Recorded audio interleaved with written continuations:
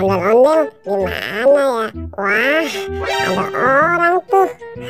Mending aku tanya saja deh sama dia. Aku mau tanya dong, tahu rumah ondel-ondel nggak? Apa? Kurang jelas. Apa? Oh, rumah ondel-ondel. Kamu lurus aja, ada pertigaan, belok kanan, belok kiri, ada tanjakan, terus turun. Nah, coba kamu tanya di situ. Aduh, malah nanya lagi. Udah ngasih alamat kurang jelas. Ribet banget tuh alamat. Aku jadi pusing. Mending aku cari sendiri aja deh. Ribet banget nih nyari alamat ondel-ondel. Rasain tuh, aku kerjain. Di pertigaan, belok kanan, terus belok kiri.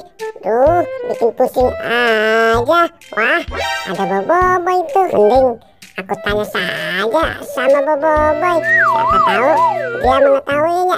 Boboiboy, kamu tahu alamat ondel-ondel tidak? Oh, rumah ondel-ondel ya. Aku tahu, Kapten. Sini, aku kasih tahu. Di sana kan ada pertigaan, terus belok kiri, belok kanan. Nah, di situ tuh ada pohon toge. Dasar Boboiboy. Aku kan tanya rumah ondel-ondel, bukan tanya pohon toge. Dari tadi nanya alamat, nggak ada yang bener ngasih taunya. Mending aku cari sendiri aja deh. Kapten, kasihan bener. Dari tadi aku kerjain terus.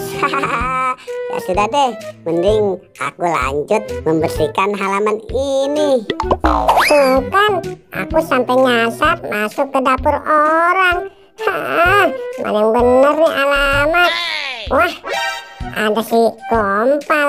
Siapa tahu dia tahu rumah ondel-ondel.